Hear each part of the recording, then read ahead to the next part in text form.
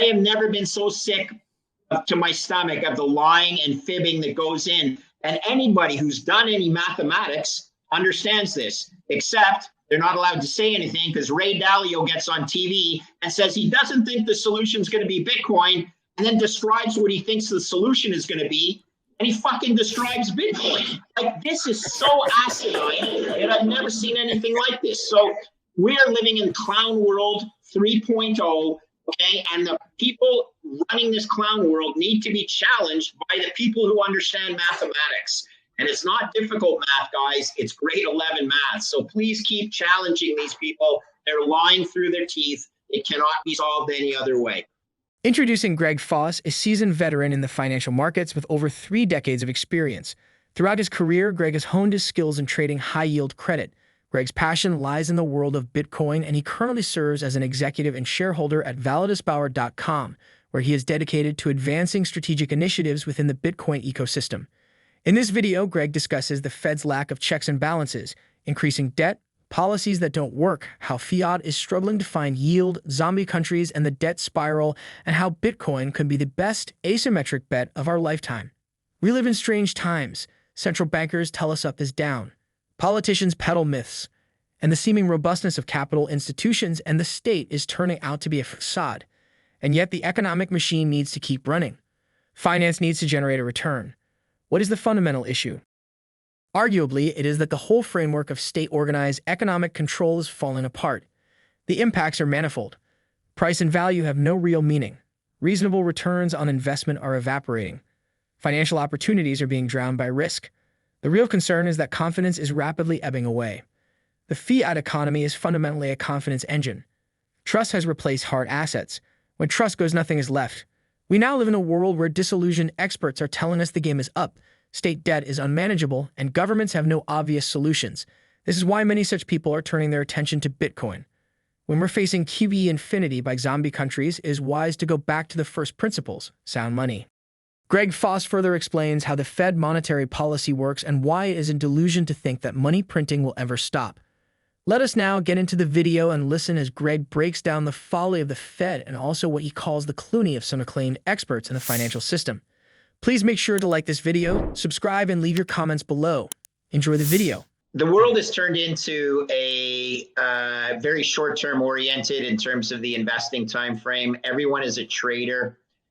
Everyone is got FOMO in one direction or another.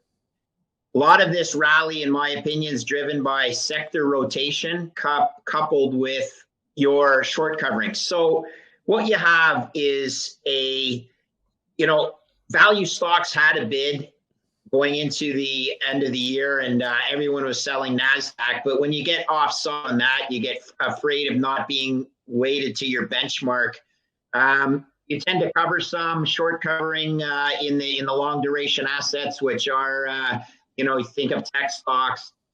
But I think I can break it down into one simple trade. Larry, you tell me what you think. It's all a function of the DXY and the strength or weakness of the US dollar relative to other global fiat currencies. As you know, DXY topped out around 114 and had been on a decline since then. That was coupled with some stabilization in the equity markets and certainly risk assets, emerging markets. But coupled with that is going to be a very different outcome for the Fed, because as the US dollar weakens against there's only 6 of them in the basket. Primarily the euro and the yen are the two main or components. You'll have oil, which is priced US dollars. As the US dollar weakens, oil will strengthen, and that'll put pressure on the Fed because of inflation. So I like to break it down in terms of the DXY. When the DXY weakens, you see gold rally, you see risk assets rally. To an extent, I think the recovery in Bitcoin is a function a little bit of both DXY, and I don't believe it, but I don't believe in it, but the market does, in a risk-on attitude. So if I had to say one thing, I'd watch DXY as an indication of whether we're on the wrong side of the trade in the long term or not.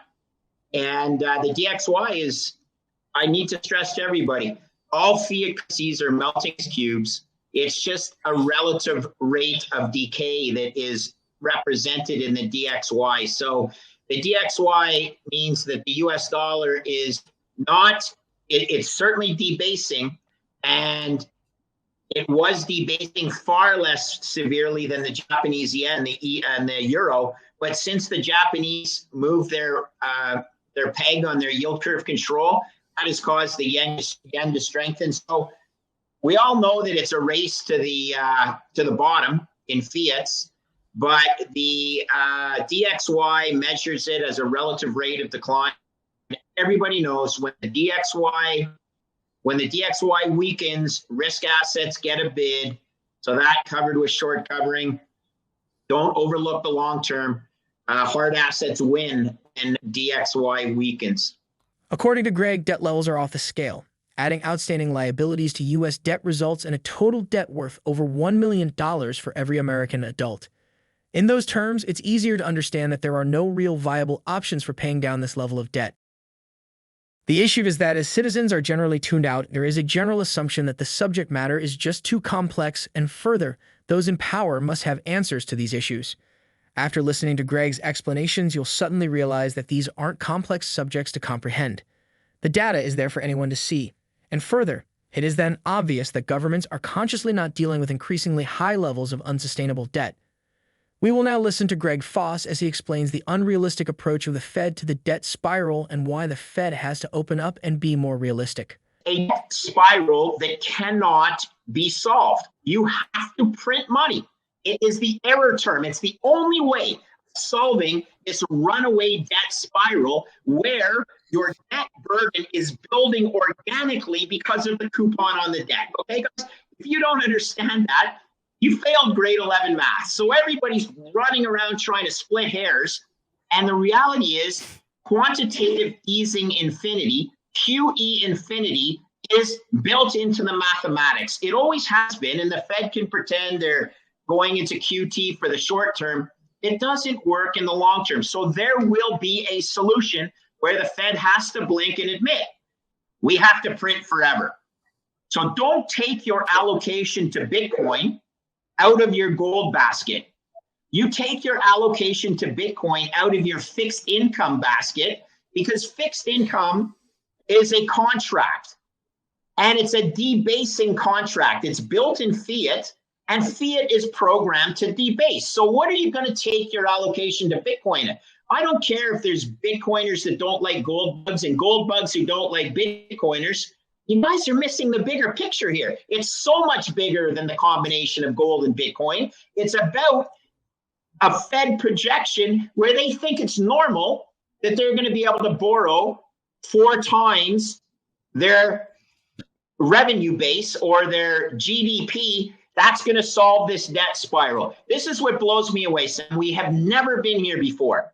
The point of no return is past, so we cannot compare this anywhere in history. It started with a financial crisis. We rescued the system. First time in my life was the Latin American debt crisis. That's the first time we kicked the can down the road. Then it was long-term capital management. Then it was the great financial crisis. And then it was COVID. And now it is over. You cannot compare this time to any other time because our debt burden is just so darn large. The mathematics don't allow it to be solved any other way. So we can look back to different periods, but the reality is we've never been here before in terms of a global debt burden that is so large compared to global GDP. And you can break that down by country, and you could say, oh my goodness, here's the crazy thing. In the end of World War II, the USA had a debt burden, plus the federal debt, that was right around 100% of GDP or 1 times. Hey, the USA was a trade exporter then, a global exporter. It doesn't work when you are a global importer. So again, there's no other time in history because we have just been so irresponsible in building the debt burden. You can't compare it to any other time. I don't want it to go kaboom, but unless they keep printing forever, it goes kaboom. So there's one solution. Infinity, QE infinity. and we're going to pretend inflation doesn't exist because we're going to rewrite the definition of inflation to bring it down to this mythical 2%. Guys, inflation compounds, okay? Just because you can claim victory by bringing some stupid number down to a 2% annualized today, based on new mathematics, doesn't mean that you get out of jail for free for increasing it 15 or 25% annually on an equivalent basis a couple of years back. I have never been so sick to my stomach of the lying and fibbing that goes in. And anybody who's done any mathematics understands this, except they're not allowed to say anything because Ray Dalio gets on TV and says he doesn't think the solution is going to be Bitcoin, and then describes what he thinks the solution is going to be, and he fucking describes Bitcoin. Like, this is so asinine that I've never seen anything like this. So we are living in clown world 3.0, okay? And the people running this clown world need to be challenged by the people who understand mathematics. And it's not difficult math, guys. It's grade 11 math. So please keep challenging these people. They're lying through their teeth. It cannot be solved any other way. The problem is that governments have limited ways of keeping the system from falling apart. Increasing levels of control are openly being discussed in government institutions, particularly digital identities and CBDCs. Some believe such measures are designed to avert civil unrest. So it's up to those who have got the receipts to start banging the drum before it's too late.